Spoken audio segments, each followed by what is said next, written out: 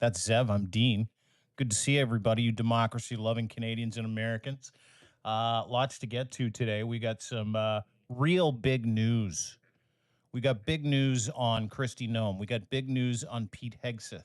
We got big news out of Canada. We may have big news on Mars. We might have big Mars news. Big Mars news, yes. Big about the Mars Martians. news. Yeah. How you doing, Could be Dean? happening. I'm good, buddy. How are you? Nice to see you. How was your Easter weekend? You know, it was busy but delightful. I did a lot of work as well. I published a couple of good stories, which I will talk about later on, but it was good. I mean, not probably as good as Donald Trump's, but we'll tell you about that later on because he had a huge weekend of melting down, and we'll tell you about that coming up. Big bipolar weekend, yeah. Yes. He did.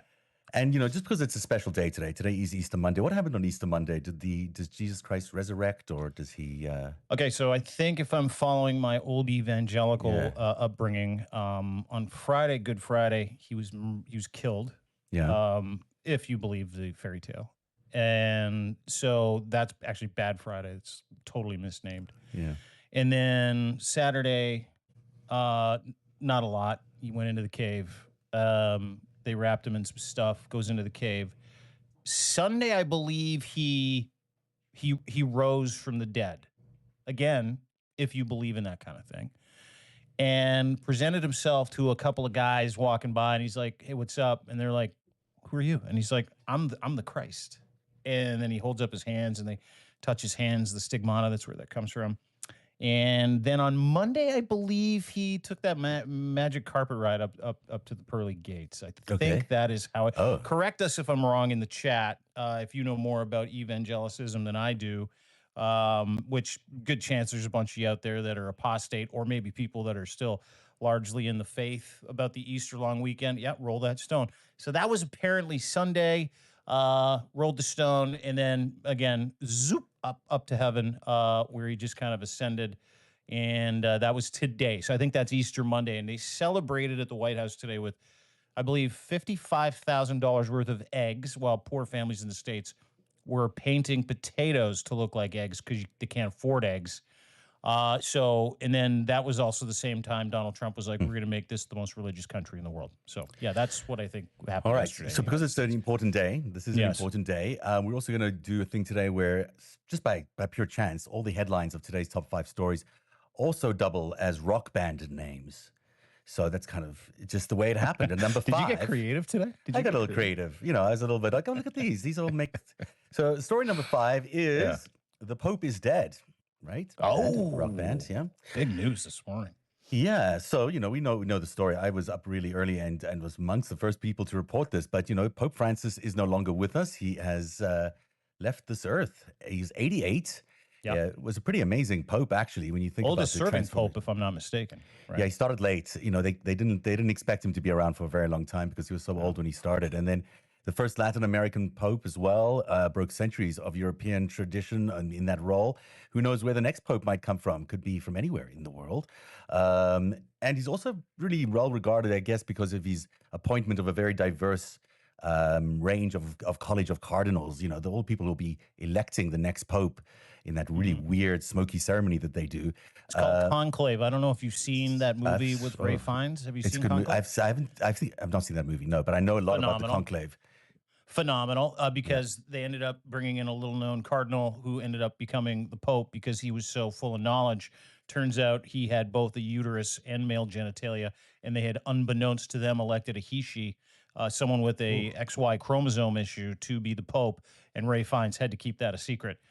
Boy, that was a great movie, and boy, would I like to see me some of that. But I don't think that that's going to happen in this conclave, but it starts today. They start, you know, the body lays for 7 days. He's been asked to be buried in a different area, not the Vatican, the very first Pope that hasn't been buried in the Vatican, this other church on Vatican grounds, and he wants to be buried in a really low-key crypt and just have Franciscus on his crypt. So this is going out in a nice way, right? He's not lording it over people even in death that he was the Pope, which is kind of nice. But you talked about who's going to become the next Pope. And my friends at Polymarket, my friends at Polymarket have the odds. Okay, what does Polymarket have to say? Polymarket says who will be the next Pope, okay?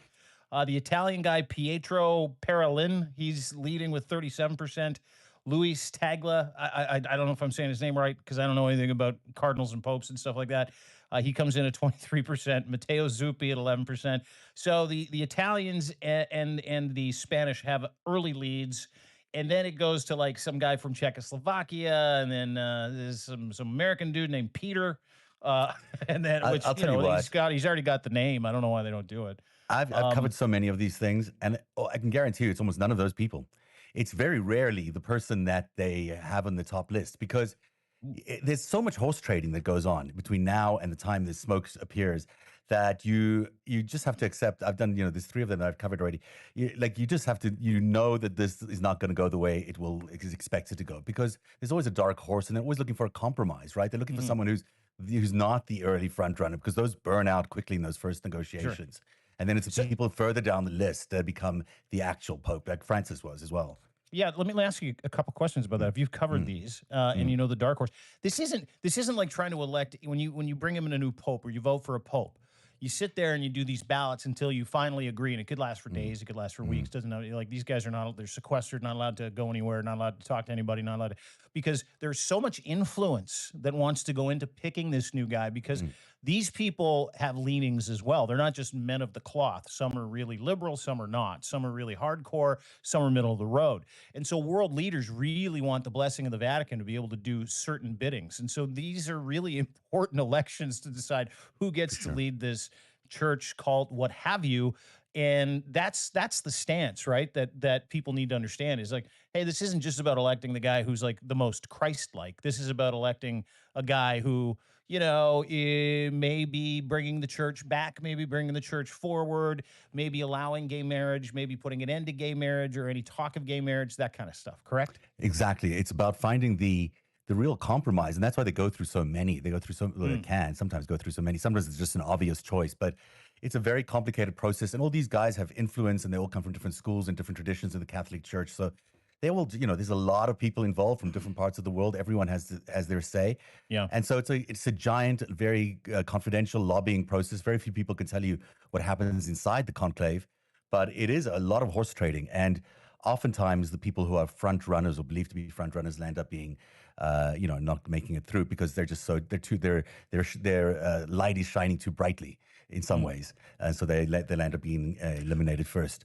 Well, and the two of the front runners did not like Pope Francis. Apparently, that's what I understood. They opposed him in his revolutionary, which I didn't find very revolutionary. They opposed him going and apologizing to the Canadians and the Indigenous people for murdering Indigenous people over the course of many years. They opposed the whole gay rights thing. They opposed that. So the two front runners are like hardcores, and they're really campaigning hard, from what I understand. But if you want to, if you want the odds on this, I don't know if it's allowed. I dig that they're doing it. Go to Poly Market. You could put some splash on it. That'd be nice. Aish. Um, Well, I'll tell you it's not something. I'll like tell you. I got to be interested in the process somehow. Like I could care less who the guy is. That's the truth. I mean, I think it's important who he is. I think it's really important that we land up with a pope that's like this last one, is really conciliatory, who really reaches to the edges of the traditional Catholic Church to find his people. Because Hmm. if we don't have that, we'll end up with a very corrupt enterprise. And the Catholic Church is firstly very international. Obviously, it reaches every part of the world, and it has influence in every part of the world. So, Hmm. including we saw in the United States that Opus Dei had a big influence in terms of electing Donald Trump. So you got to be Yeah, and really Pope conscious. Francis was not an Opus Dei guy. No, Like that's he one of went the key after him. things. Yeah, Yeah, yeah. and so and you mentioned the gay rights issue with Pope Francis, and I think he was able to do two things. He was able to say, "Hey, gay rights is okay in some ways." He says, "Who am I to judge about about gay behavior or gay rights?" Which was a very huge thing for any pope to say, considering the history of the Catholic Church. Yeah. But he was also able to be very open and transparent around the child abuse allegations in the Catholic Church, and that Sure. is a hell of a thing to balance between admitting that there's a lot of Catholic priests doing not such great things in the church, and then I'm also not going to say that gay people are evil, and that was an incredible center line for him to follow. So I'm sure a lot of people were opposed to that, but he landed up being, he was elected. Remember, while the previous pope was still the pope, and that pope, I heard many rumors was gay, had a gay lover, and so if I, he had a I gay listen. lover, I'm gonna step out on a yeah, limb here and say yeah, more than just that Pope. I'm saying But there's been it could several be. popes and several cardinals who've loved to taste the forbidden fruit and they just get overcome with it. And so they have to do something about it. And got good for the last pope, not this guy. I can't remember his name, the German dude, right? Pope. I just lost it. I was Yeah, listening whatever. to yeah, Pope German guy. Benedict. Yeah, yeah, yeah. So you know, getting into that whole conversation, which we don't have to on the day that the Pope died, because he was very much against, the hypocrisy in the church, and the people that were men of the cloth that took advantage. Like, he really tried to root out the pedophilia. He really tried to deal with hypocrisy in the church, which I thought was kind of nice. But I'm like, I really don't believe in any of it. So to me, this is just head dressing for another movement, and you're just going to get another guy for the movement who's going to uphold these arcane values and virtues of this church. And I will say this, even though I didn't believe in anything that had to do with the Catholic Church or the Pope being, I had no reverence for the dude. I'll tell you what I did revere: the fact that that guy every year used to wash people's feet. The fact that that guy really tried to help the marginalized, the fact that that Mhm. guy really tried to push back against Trumpism, really tried to push back against the war, really tried to bring peace to spaces that were very not peaceful whatsoever. So, as a human being, I think he did some incredible things and really tried to open up this old weird group to being more of the world and in the world. And for that, I think he deserves a ton of credit, because it's not something that was readily available, specifically through the papacy, like, ever. So I think he's going to go down as a great man in history. That's what I think. Yeah, and he died and in the guest house. He didn't even stay in the typical Vatican mansion where the Pope normally Yeah. resides. He always lived in very, very simple conditions. That was his philosophy. That was his policy, and he carried that through in everything he did in his life. So, a truly remarkable man, just because of his principles and beliefs. And he'll be missed, I think, by the Catholic Church. And hopefully, the next one is he's equally as open to modernizing the church in the way that Hopefully. Francis was. Can I just bring up a quick aside here on the whole Yeah, Pope dying thing? So yeah, Easter sure. Sunday, dude's riding around in the Pope mobile. After 5 weeks, he had respiratory failure. He almost died a couple times. He comes back, makes this incredible health comeback, and he gets in the Pope mobile. And to me, it was like this last tour, right? So he gets in the Pope mobile and he's doing Easter Sunday with everybody. Died like the next morning at 7:35 local time in Rome. Mm. And the last head of state, I don't know if you know this, to visit. Do you know who it is? The last head of state to Oh, visit with him was J.D. Vance. no, it's not a head of state. He was the deputy head of state. But yes, Well, yes, he absolutely. took a picture with them, and that was Yes, the yeah. last head of Yeah, of state course. to Everyone's physically saying, meet. But the great part was, prior to his death, yeah, J.D. Vance requested a specific audience with the Pope, and he's like, yeah. nah, go f your couch. He said, go bleep your couch. You're going to meet with like my second or third in command, and he's going to tell you how this works. And apparently, the second in command of the Catholic Church, no idea who it is, excoriated J.D. Vance for the way Oh, America really? is treating migrants, treating human beings, treating the free world, and treating its allies, and dressed him down, and specifically told him the Pope is refusing to meet with you because he doesn't believe But didn't they you're meet? actually They Catholic. met. Well, they shook There's a hands, handshake. They but shook and the hands. pictures, like, Well, the the guy was on dude his deathbed. doesn't So look great. Yeah, no. I mean, it doesn't look great. So- And he's like, yeah, and the look on the Pope's face is like, get the fuck out of here, dude. remember It was the Pope? awesome.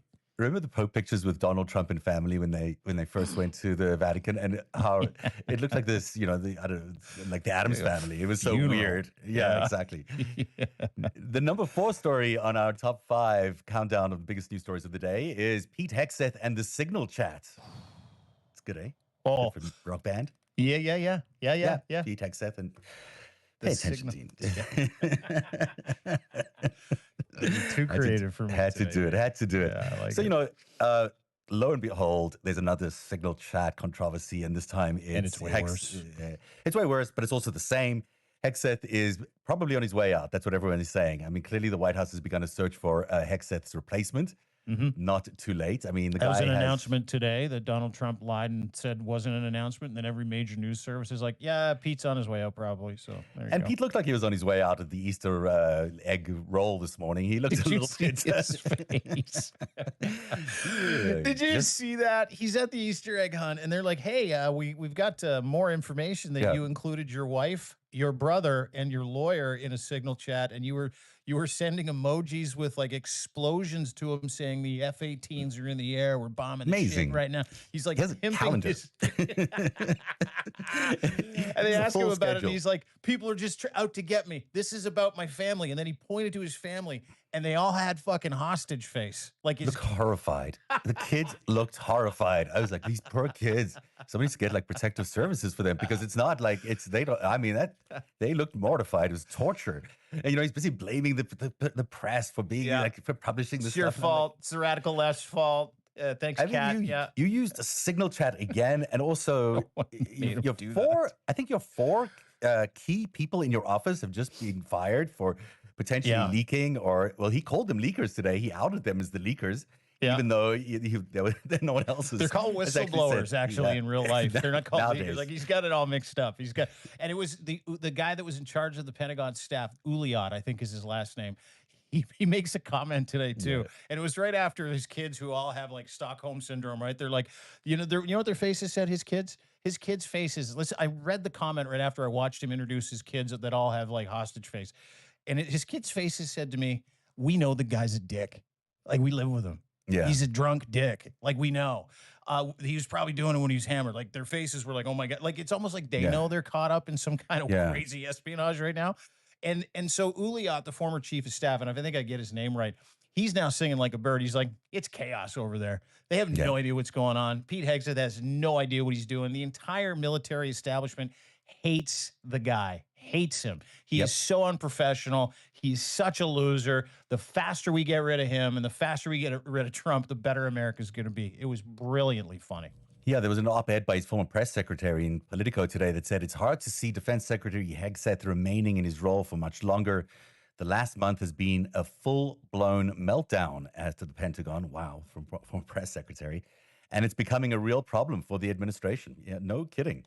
It is a real problem. I mean, this is a very important kind of serious, not kind of, this is a very serious position. It's not one of these positions which is like, ceremonial or, just do some stuff. It doesn't really matter.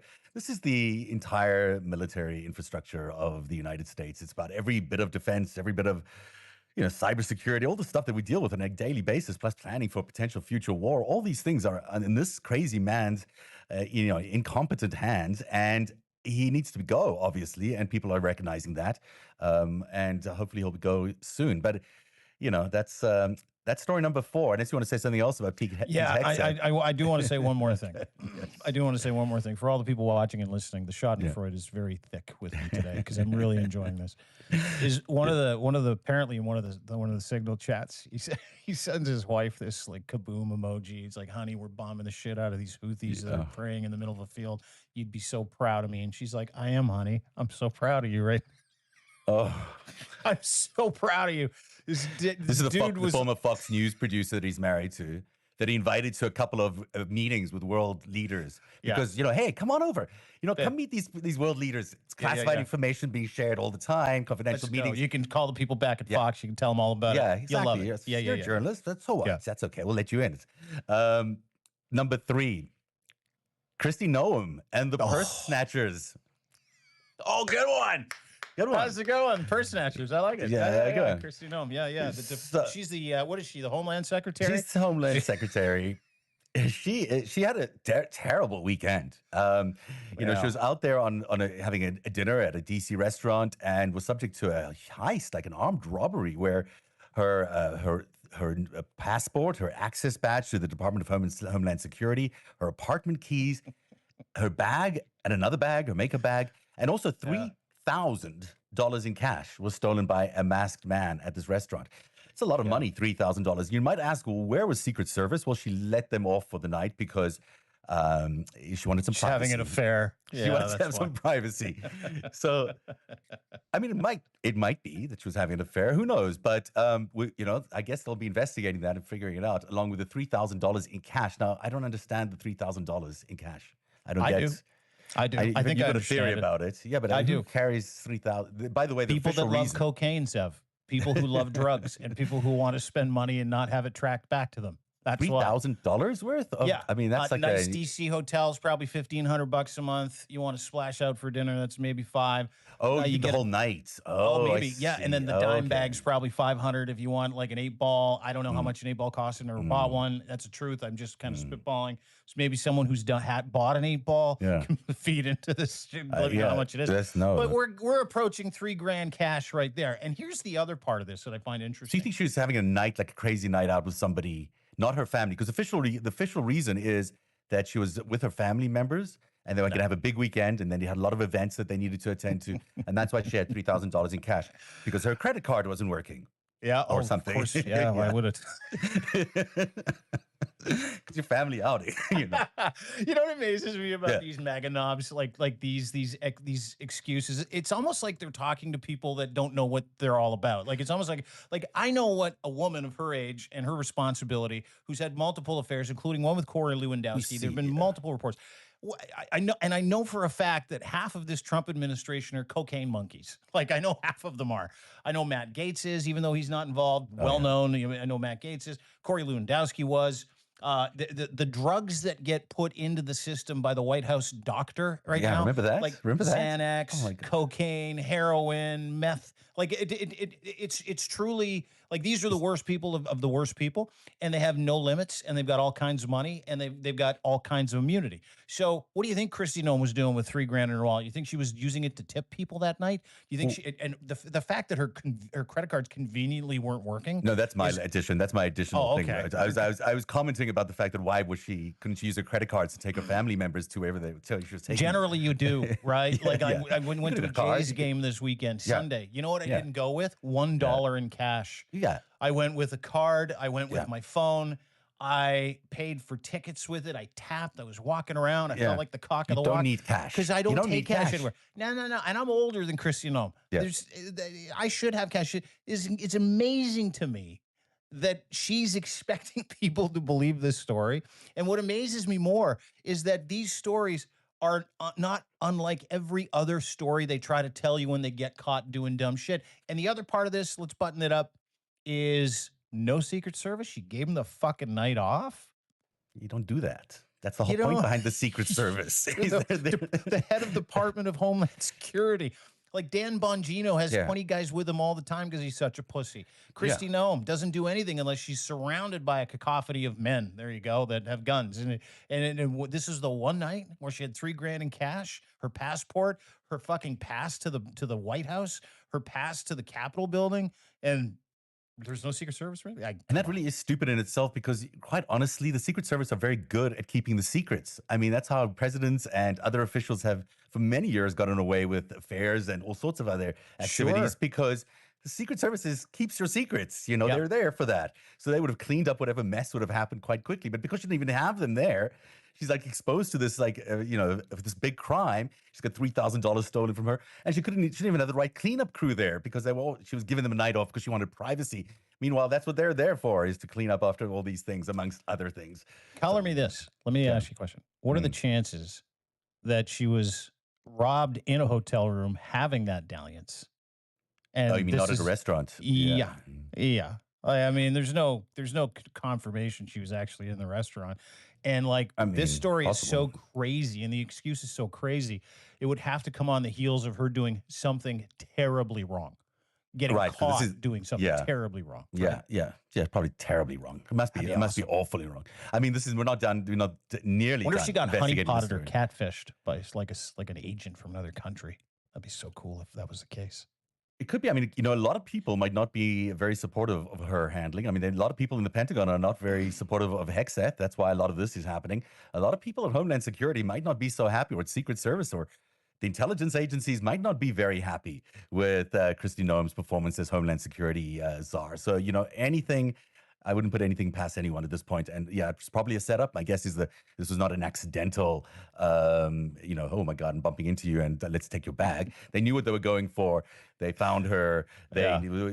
They knew that they could do this with her, and they knew that she'd have a terrible You cover should story, not be which able is- to get within three meters of the head of the Department of Homeland Security. Never mind be able to lift her entire purse $3 grand and all of her personal Yeah. effects without her knowing it. Like Yeah. fuck. it must be so bad that she doesn't even want the Secret Service to know, which is kind of like, whoa, how bad could that be? I mean, because Not good. yeah, rather just tell the Secret Service to hold your $3,000 for you because you know buy drugs. Well, yeah, and they would too, right? You're like, hey, Of course listen, they would. That's their just hold this job. because I got to buy a bunch of cocaine this evening, Please, and I need how your much help. cocaine moves with Don Trump Jr. every time he moves? I mean, it's like must be like truckloads. Yeah. And he gets Secret Service protection too. So there you go. Wow. The number two story. So this is great. I mean, can you imagine the weekend for Donald Trump because he gets the email, the message about Pete Hegseth being, exposed in another Signal chat. He gets a message about Kristi Noem having this incredible theft, and then he finds out as well. We all find out about how much money he raised in in his inauguration. Remember the inauguration that never happened? The everything was shut down in DC. There was Mhm. barely anything happened. There was all turned indoors. They did a thing inside an arena instead of Yeah. doing the normal thing. Well, for that event, every year the inauguration gets a fund, a committee, and a fund, and they get a lot of money donated to them for putting up that event.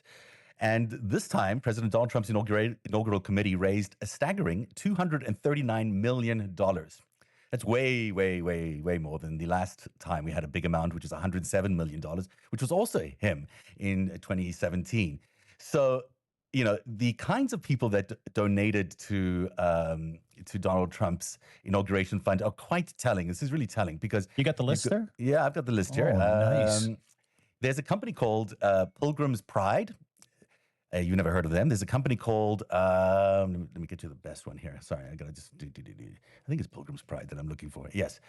So there's a Brazilian meat conglomerate named JBS, which gave $5 million. Have you ever heard of them? No. I've never heard of them.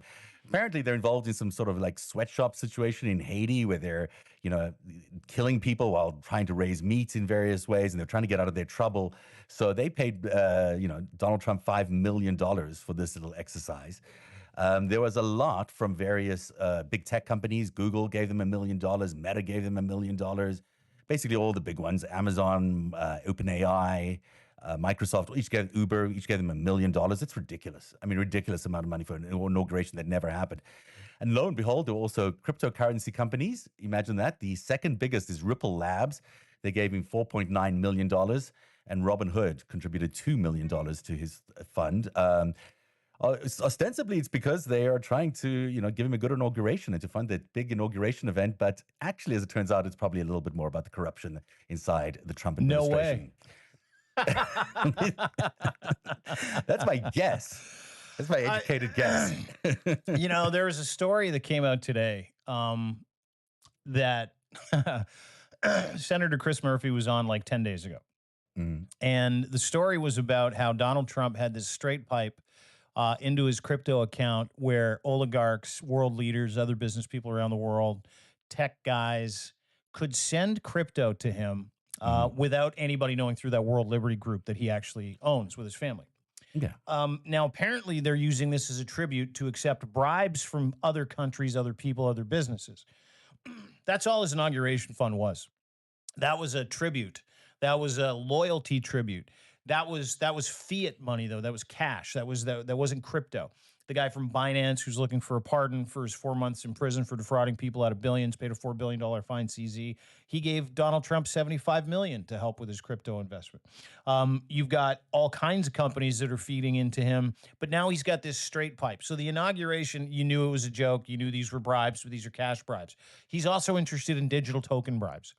And when Senator Chris Murphy announced that on the 10th, it went largely, under the radar. Now it's big news because they're saying this is not, when I say they, I mean like the SEC, Security and Exchange Commission, people that understand what he's doing, people that know how to track crypto, people that know that Donald Trump is in it for the bribe. And that's why he's tariffed all these countries, including us, is his expectation is not that he wants to do trade deals. He didn't give a shit about the trade deals. He wants people to come to him so he can personally give them the account number where they can rifle some bribes into his crypto account. where he can say, how serious are you about doing business with me? Because if you're really serious, you're going to enrich me and my family. And here's the price tag. I'll take the tariffs off. Now, the interesting part is Japan showed up this weekend. I don't know if you read that news. Mm. And they tried to negotiate some type of trade deal with him. And the head envoy, the trade envoy from Japan, not only got off from the table halfway through and was like, you guys are just trying to extort us to get us to give you money. You get us to give you money. You're not trying to get a trade deal done because not only do you not have any idea what you're doing, you haven't put one concrete plan forward to solve whatever trade dispute we might have with you. So we're going to get up from the table and leave. And then shortly thereafter, a spokesperson said the same thing. He's like, listen, Japan will do business with anybody that wants to do good business. This isn't business. Donald Trump is trying to extort the Japanese people, and we don't play that game. And so I found it very interesting when you start talking about all the different funnels he's got of people being able to pay tributes to him. That is exactly what Donald Trump is all about. He is a con man. He is a spokesperson. He is someone that gets people to pay him for his pleasure, pay him for his time. And that's all he's been doing. He hasn't been doing anything else. That's why he holds court there. He tried to extort Zelensky. He tried to extort Georgia Maloney. He tried to extort every single leader when they came to town, and they all said the same thing. Dude, what is this all about? You want us just to hand you money for the pleasure of doing business with you? And that's what the tariffs are, generally speaking, as well. They're leveraged to get people to give him his family money, and he's willing to drive the United States economy into the toilet over the whole thing, which I find fascinating when you put all those pieces of that puzzle together. He's shaking down the world basically for, Yeah. he's a mobster shaking down the world for whatever they'll give him. And, the direct quote from the Japanese prime minister was, if Japan concedes everything, we won't be able to secure our national interest. And then they're saying, this is untenable. There's not much we could do here to actually agree to all these things. We're 12 days into this tariff process or this tariff pause. There are no deals done. 12 days in, there are no deals done. Zero. There aren't even indications of deals being done. So like they're not even close to doing deals. And the market's they tanked another 1,000 points today because 1,200. yeah, there are no deals and people can sort of see that the emperor has no clothes. This thing is falling apart. But the most dangerous thing that's happening right now is that Donald Trump has basically decided that in his wisdom, he's going to try isolate China in all these negotiations by threatening all these countries that if they do business with China, then they won't be doing business with the United States. Well, China's response is pretty vocal, and they're saying, if you do that, we're going to do that. We're going to reciprocate on that. And now it looks like the EU, the entire European Union, might be cutting a deal with China and excluding America from that deal. And that is the subtext of what is going on right now. Now, I happen to think this is part of what they're doing. This is their intention in killing America's economy. This is what they want to do. But regardless of whether it's intentional or not, the result is the same. They are busy destroying these centuries-old trading agreements with the European Union, with Canada, with all their allies, and they're handing it over to the Chinese, the most autocratic nation on the planet. And and it's working like the Chinese are heroes. Like they're gonna leap in and save the day because they can. But in truth, everything that Donald Trump is doing is playing right into China's hands. And this is the terrible thing about this process, that America still is treating this guy as some sort of legitimate leader, as some sort of, as a real president. He is not a real president. He's there to assassinate America. He's there to basically destroy America. And he's doing it through this policy that he's got right now. And honestly, can you imagine the European Union making a deal with China and excluding America? What that will do financially is stunning. And you see it as well in the amount of dollars that are being sold. The US dollar is being sold everywhere around the world right now. It's this is no longer the currency. Next month, in June, there'll be 44 new nations who are going to the BRICS conference, and they are going to include Vietnam as the latest edition, the first person that Trump sort of dissed in their negotiations. Yeah. And so you're going to have 44 nations that are saying they're interested in joining BRICS. In June.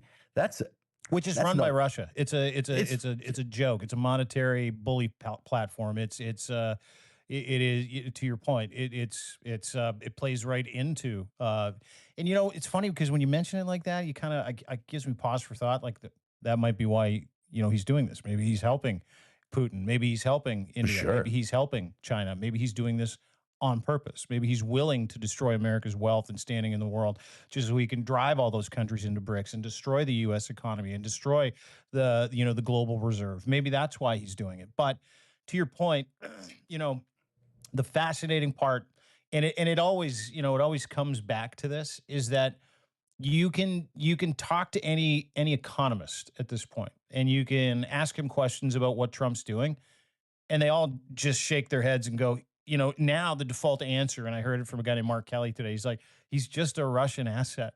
That's Well, all he is. that's what you got to And keep in mind. You have to keep and that in, like, center of everything that you do when you're that's it. dealing with Trump, is that he Yep. is a Russian asset, and that's And why an he's doing asset to all the everything. relationships that Russia Yeah, has. yeah. But to your point, something happened this month with China and Canada, which blew me away, because I don't know how to feel about it. I know we got to sell our oil. I know we need to keep our economy going. I know we need to keep oil prices at a certain place. Canada is an oil rich superpower when it comes to Mm. being able to get bitumen out of the ground. We got the second biggest oil reserves in the world that are largely untapped. We just surpassed the United States for the first time ever as the number one exporter of oil and energy to China. So we've really replaced, and for the first time ever, I don't know the number, but this last month was the first time in Canada's history we surpassed oil exports, not the United States, to Really? China. This is Yeah, Canada, of course, yeah. and we're basically their oil cuck now. So Mm, it's another thing that nobody's talking about, is who's going to buy their oil, because China's not, mm. right? No one's gonna buy China's anything not buying from it. a Trump America. I mean, this is becoming the reality. There are going to be no trade deals. We're gonna get to 90 days, and there won't be any trade deals because no one wants to do this deal. But what will be the result is that the US dollar will be devalued throughout this process. The US dollar will no longer be the reserve currency of choice. And he can say what he wants about Powell and all these other things that he wants. He's driving the economy into the toilet, and Yeah. then he's destroying the US dollar as a reserve currency of choice around the world. And Now, that now, is going to have impact. You know what that does? That sets up crypto. So back to our conversation yeah. about who's bribing him at the inauguration with the $5 million. Well, crypto is bribing him. So he gets to Mhm. have crypto. He'll become very rich out of crypto because crypto will replace the US dollar, and boom, he becomes, the billionaire that he's always wanted. All his oligarchs get to be rich and powerful, and everybody else loses in this arrangement. That is basically it. So I completely agree with you. I think that's exactly what's happening here. We've talked about it. Guys Mm. like you, Dave Troy, have been saying the same thing for a long time, and now you see all of these things lining up, like the destruction of the dollar. Getting into bed with people and companies and countries that are only about crypto, that are about decentralizing the economy. Mm. Um, but interesting, because when it comes to these tariffs, and we'll put a button on this and get to number one in just a second, but when it comes to these tariffs, it's why it doesn't make any sense, right? You're seeing why it doesn't make any sense, Mm. because the goal here is for Donald Trump to replace the Fed. He wants crypto, and that's why World Liberty is what it is, and that's why he's working with these crypto guys, and that's why he's so bullish on something that in his first term he was like, I got to tell you, I don't even understand it. Well, no shit, you don't understand it. Nobody really understood it, because it was a rug. It's just a joke. It's just like, hey, we this is worth money because we're telling you it is, and there's very little of it. And now he's all in. He wanted to destroy the crypto markets at first. Now he's like, and he'll even say this in his speeches when he's talking about his fund. He's like, I don't get it, but it's awesome. I make a lot of money at it, right? It's gonna be great. And who made the most money in crypto out of any politician over the past couple of years? Donald Trump. Donald Trump, with his coin and the Melania coin, I believe between he and Melania, they made something like $34 billion in like a weekend. Well, that was the value of it at the end, but I think he alone made 109 million just on the trade because he got commission of all the trade. 109 million dollars Oh, he just on got the trades. fees. He Yeah, got the fees, fees. like transaction So I fees. mean, it's Yeah. just crazy when you think about it. The other thing that's always struck me over the weekend is you got all these Republicans that are so supportive of this guy and so like beholden to him, and yet these are what he's also doing in this process is destroying American ingenuity and America's capitalism and America's drive and the human spirit of America, because when everything's a cheat, in Donald Trump's world, everything's a cheat. So, if you can get away with making yourself a billionaire just by lying and cheating your way there, great, you can be a billionaire. But what that does is to every single other person who doesn't cheat, who just wants to like work on the merits and just get their bit of success from the working hard or developing something or inventing something, it completely robs the entire nation of that American dream that has become, the golden standard of what the world is trying to achieve.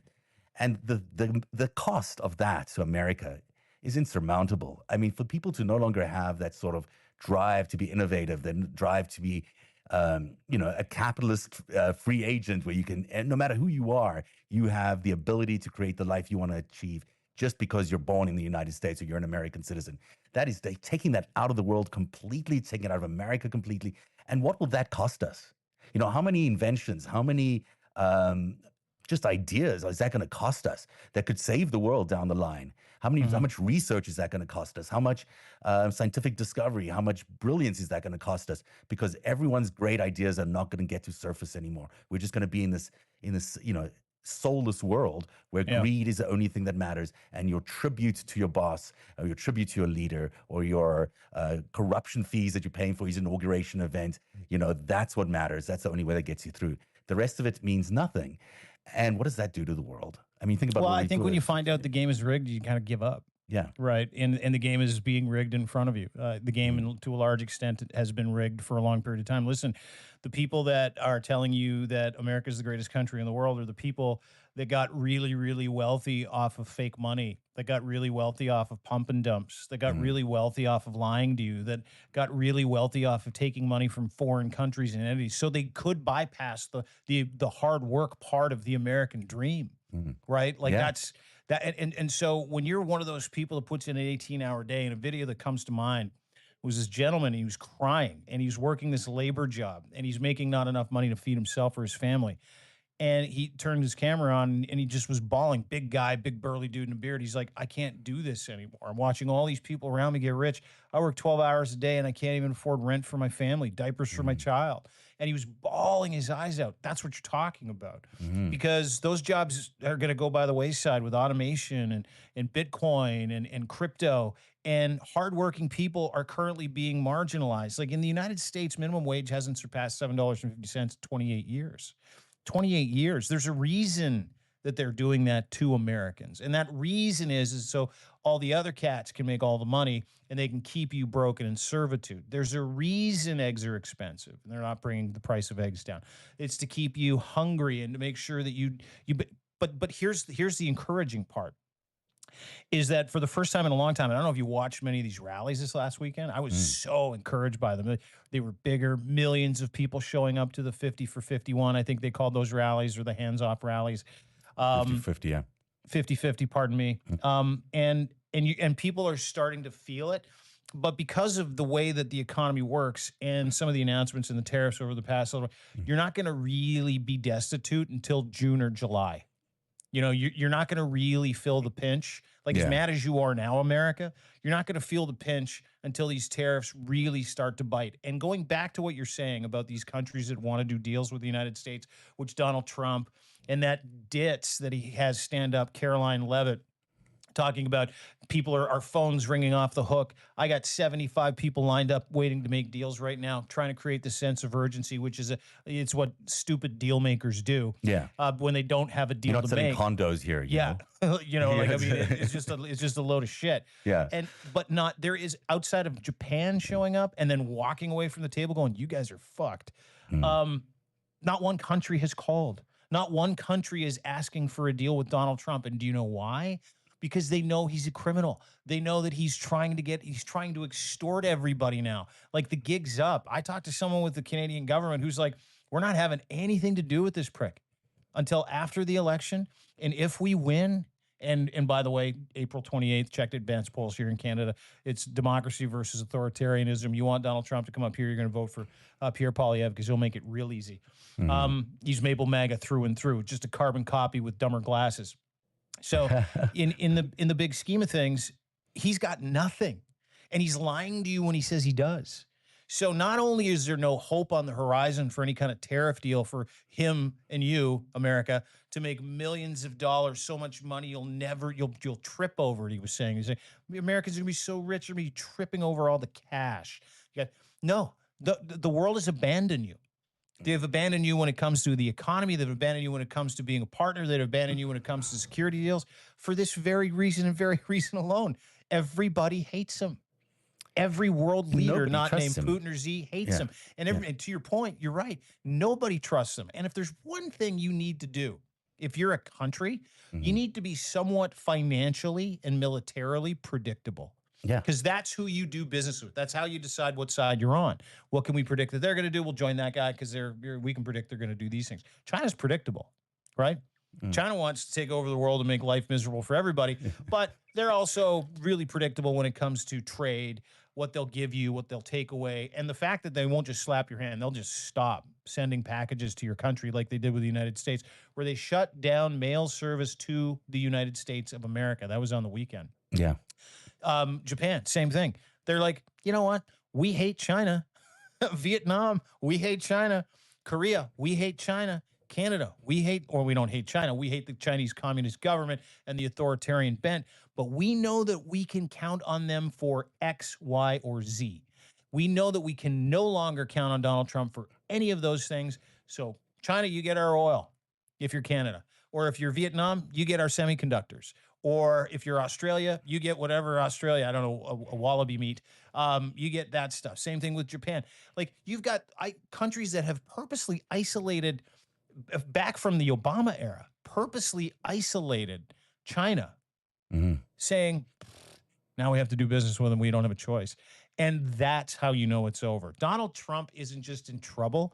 He's got America standing on the precipice of death, Yeah. economic death. And he's doing it on purpose.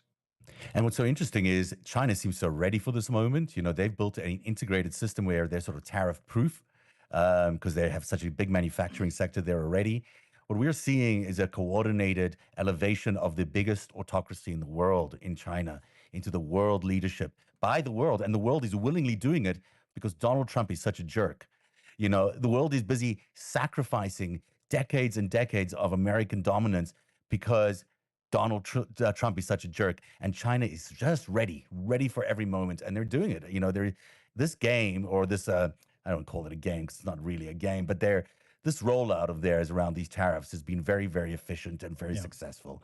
And also, we're seeing countries like Vietnam joining BRICS. It's unthinkable a few months ago. It's unthinkable, and now it's happening. And the news gets worse from here. It doesn't get any better. But it certainly felt like that for Donald Trump in Mar-a-Lago this weekend and elsewhere. Really This will be our enjoyed number one story. I'm calling it the Easter Shining and the Mara Locos. Oh, the rock band name. I like it. You're really crushing it today. This is the number one story. And this is your story about these tirade of texts, of Truth Social posts, that came from Donald Trump this weekend. They were just unbelievable. Crazy. Take us through what he said.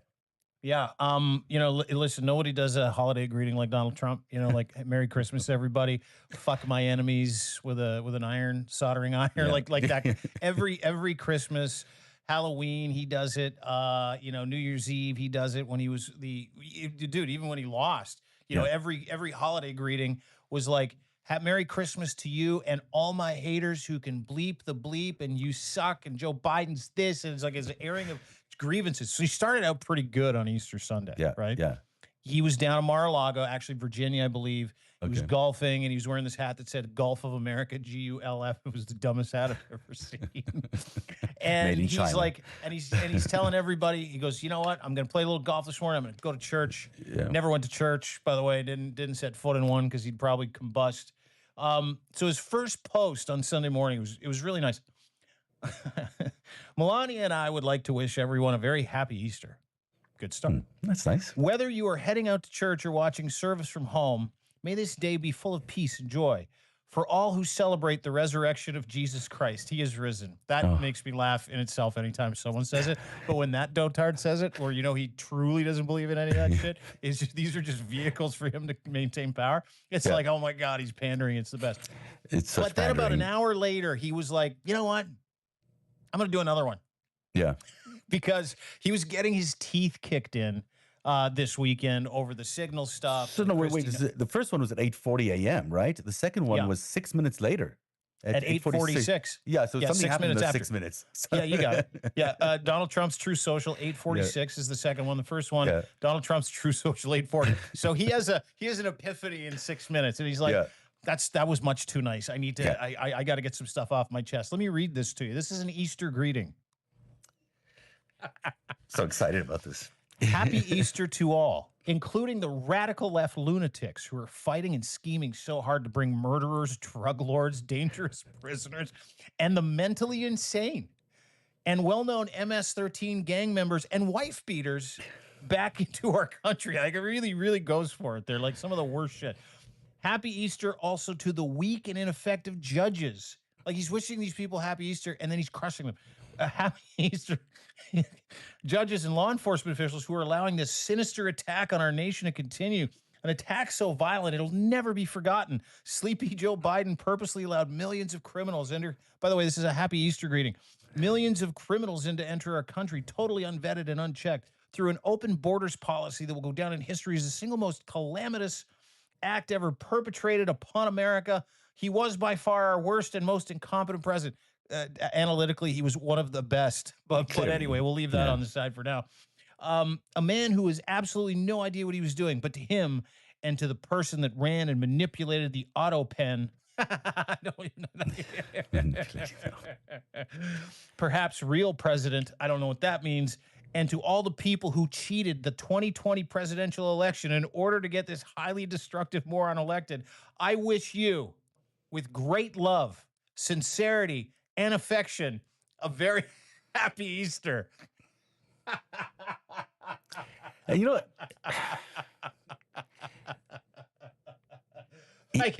I mean, you know, there are moments in this Trump regime. There are moments where you go, he's mentally ill. I get it. He's unwell. He's the dumbest MF on the planet. Mm-hmm. That guy just excoriated several people in a list of grievances that an old guy would have on the couch at his nursing home. And then at the end of it goes, I wish you with great love, sincerity, and affection a very happy Easter. That is pure sickness, and I fucking loved it. Pure evil. I mean, contrast that with Pope Francis, which we started the show with, who was washing the feet of the peasants and the workers in the Vatican, and contrast that with this kind of notion of peace and love. The contrast couldn't be any starker. I mean, it's clear this man, he's evil to the bone. There's no other way to describe it. And he's, he has no noble. Firstly, the list of grievances here are ridiculous. They're impressive. Joe Biden was a great president. He did not allow millions of criminals into the country. It's just like none of this makes sense. I'm not even going to try fact check it. Obviously, it's bullshit. You know what? And there's no point. There's so many times you get caught up in trying to fact check that insanity. Yeah. But that insanity usually only comes out when he's having a really, really, really, really bad weekend optically. Yeah. And he had another really bad weekend. And he had another terrible day today. The Dow was way down. Markets are way off. The dollar a week ago in Canada was $1.44. It's now $1.39. So they lost 5 cents against themselves. Mortgage rates are 7.5% in large parts of the country.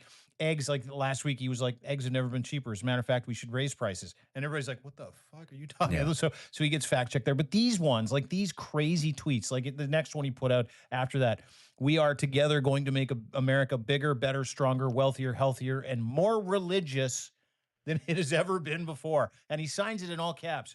President Donald J. Trump, President of the United States of America. So this was him realizing that the previous tweet was probably a little too far, and he had to pull back a little bit. So he comes out with this next one, which is like, oh, we're together in America, bigger, better, and stronger. Right, okay. Got it. So he got a memo. So then what happens? There's another one after that, right? There is.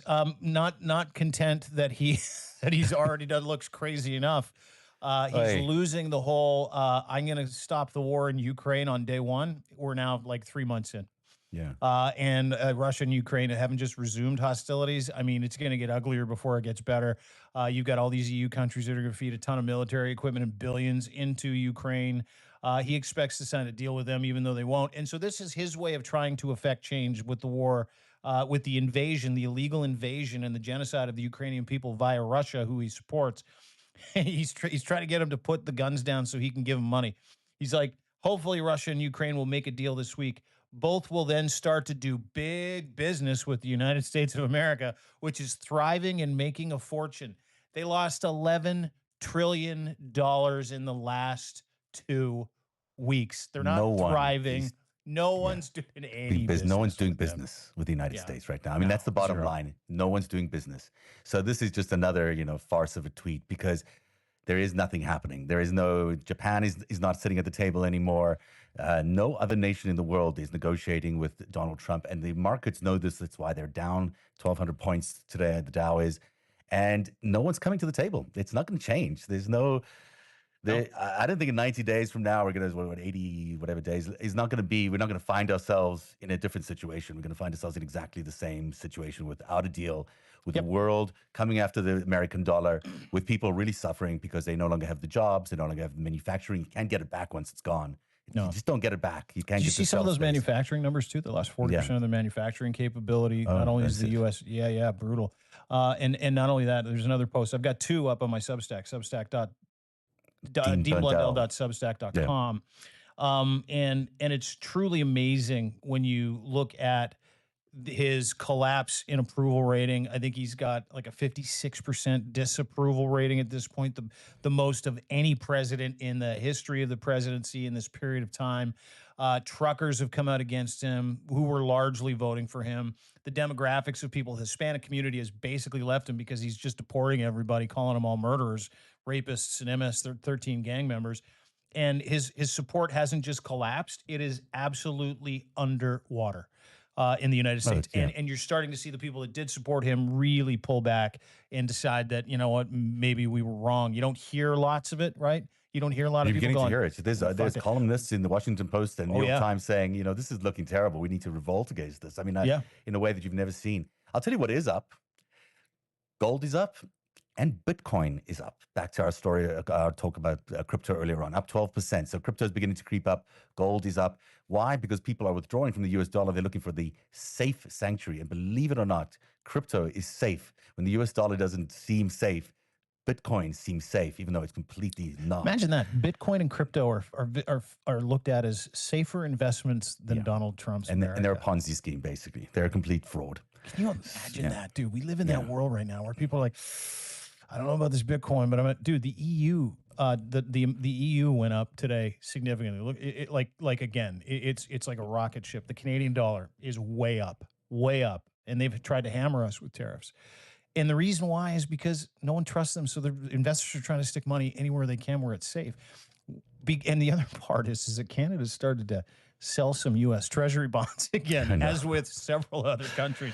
Everyone's selling them. It's a wise investment decision at this point. You're gonna, you don't want the risk on the table of losing all your money because the dollar's tanking. So you're Yeah. gonna dump your US dollars. Of course you are, because it's not looking good. I mean, 12 days into this, there's no tariff deals. The tariff pause continues, but there's still no deal. No Japan, Mexico stepped away from the table. There's incredible Fed uncertainty. He's threatening to fire James Powell at the Fed, and the dollar is weakening every day. It's just dropping. Huge. Yields on bonds are rising all the time. This is not a good situation.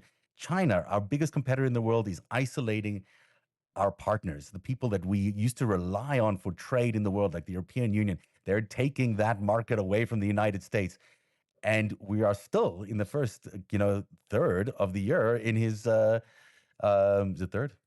It's first third of the year for his Q1 for his presidency. Yeah. Yeah. I mean, it's kind of crazy when you think about it. Like, there's still so much more to go, and he's Dude, you got ready. you got 4 fucking full years of this.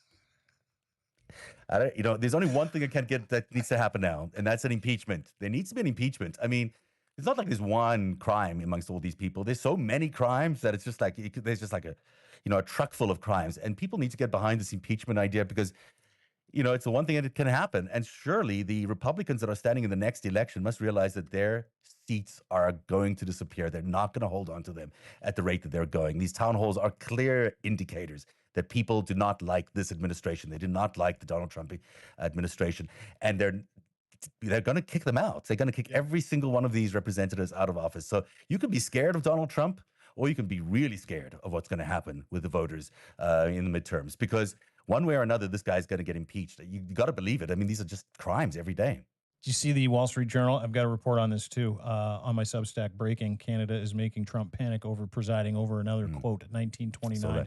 Yeah, in the Wall Street Journal did a great report. Insiders connected with Donald Trump say that he is literally running around the White House asking people that have like a decent understanding of what's going on in the world and what he's doing to the economy. He's like, hey, you know what? Do I keep going, or like, I don't want to be the next 1929 guy. He's not even calling Yeah. it the Great Depression, apparently, according to the Wall Street Journal. He's He's just not calling it realizing that everything 19. he's doing is he's going to cause a depression when that's the intention. I just don't think he wants to say it. It's like, Yeah. am I going to be the guy? Am I going to be the guy? And so he's, he's out there, which is classic Trump, right? Yeah. He's out there going, yeah, we're going to make so much money. And the second he says it, he shuts the door, turns around. He's like, oh, are we in trouble? Or like, Yeah, what's happening here? I don't want to absolutely. be the 1929 guy. So, I mean, he knows what he's doing. He knows what he's doing, dude. Everyone's saying, Steve McLeod here is saying, isn't the damage done? I mean, the damage is done. There's a lot of damage has been done, Yeah. but this is not, we're not there yet. I think there's lots of time to pull back. I think the world would still come back to America if it was restoring its true values. Certainly China is not a place you go to unless you have to go to China. So I suspect the world would come back, and don't think it's too late. But as I've said on this show before, there are weeks, not months, not years, just weeks left in which the United States and the people of the United States, whether it's through the Congress or otherwise, can actually affect change and stop this from happening. I don't know if it will, but we'll see. Dude. Yeah, no. You go ahead and where you blow your nose. Do what you got to do. I had to. Did you just blow your nose? Is that what you did at the end of the Well, I show? wiped Did it you a have little bit. Oh, you're a little runny? Yeah. A little runny. It happens sometimes, You know what I hate? I hate that when you're doing a live show, but I also Yeah. hate when you get a lot of people aren't going to be happy when I say this, a whistler or a flapper.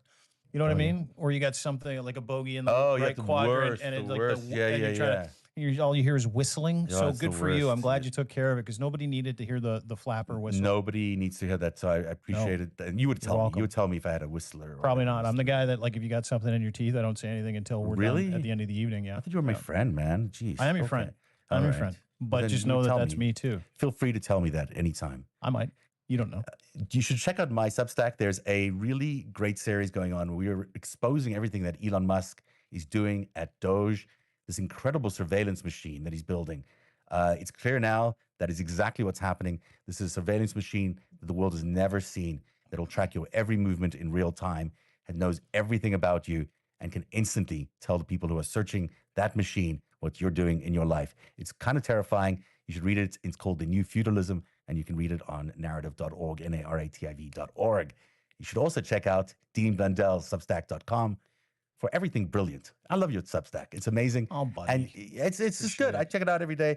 Your Daily Dean, is that what it's called? The Daily Dean Brief. Yeah, we summarize the top 5 stories from the day before. call it We've the got a Daily thing for 5. Dean. Just call it the Daily Dean. Yeah, because Take the brief off. Okay. yeah, I it doesn't will. need the I will. brief, but the I don't Daily know. Dean is just it's new. so good, and it's always got great information. It gives you the top 5 stories you need to know every morning. Sort of the text version of this show, and it's the next morning, so it's really useful. Everyone needs to sign up for that, and all your stuff about Canada and Carney has been fantastic. I mean, there's just great insight there. Dude, Carney's on a heater, by the way. He's you and listen, I'm going to bring it up again because these are my friends over at Polymarket. 77% chance of actually winning the office of the Prime Minister, which is great. Those odds keep going down, and not only that. We outed Pierre Poilievre's close relationship with those dickheads at Rebel News, which is like Breitbart only for yes. assholes. Only for bigger assholes in Canada, like Ezra Levant. So please go there and check it out. You can also get a great deal. We're going to give you a lifetime membership for the price of an annual one, which is also discounted. Zev's got a deal too at the end of the month. He's got a big discount on his annual membership. We're doing that as a thank you because we've come out of the gate really happy with all of the support that we receive from Canadians and Americans, both sides of the border. And we do the show for you. So if you feel like subscribing, you don't need to pay. If you do, great. If not, we love all of the people that follow these shows that subscribe to us. You can also get it on Apple. So if you miss anything, if you go to Apple, you go to Spotify, you can get the 5-stack there. You can hear the audio version. You can watch it live here on Substack. It is a Substack exclusive. We will be paywalling this at some point. Don't want to, but I think that there's a point to this. It's to keep people, informed. You'll be able to hear it a day or two after the fact. But bottom line is that we'd love for you to be part of our community as we continue to grow and get to know each other and support each other. That includes you. That includes everybody that's in the chat right now, like Joanne. We got Steve was just in here. Jill. So many beautiful people and so much incredible support. It's our way of saying thank you. John, I thank you, sir. And again, I come back to this all the time. And when we started this, a couple of beleaguered dudes that are like, got to do something, right? And, the first show we had 20 people. Next show, we had 70 people. Next show, you get 100 people, and you're like, wow, there's 100 people listening. Yeah. The interest in democracy in North America and keeping these two countries together, keeping people apprised of what's happening in Canada, keeping the people apprised of what's going on in the United States, because you're not getting a lot of this information. You're getting it suppressed. Mainstream media doesn't give you this kind of stuff. It's our pleasure to do this with you and for you. And we're going to continue to do this on a daily basis. There are 700 people watching this now. So if you don't think the interest in, these two beautiful countries staying friends, staying allies, staying partners, being able to see around MAGA, being able to see around the rhetoric, being able to see around fake news outlets and the right-wing alt-right media machine. That's why we're here. We're both very centrist. We love facts. We have some fun with some conspiracy stuff like we did today with Kristi Noem. Do I know she was buying a bunch of cocaine with that $3,000 cash? No, but I wouldn't put it past her because she's in MAGA and they're all a bunch of drug addicts, right? So anyway, but my point is that we're so grateful for this. And I can tell just by the growth that we've seen in a very short period of time that you all appreciate having a place to go and get some information, have some fun, not be too afraid of what's going on, and just have a couple of guys to yak with for the next, hour or so on the daily. So thank you. Go and subscribe, free or paid, doesn't matter. We appreciate all your support, and we'll be here for you until we're not here for you anymore. Nice. Dean, what would your rock band be called?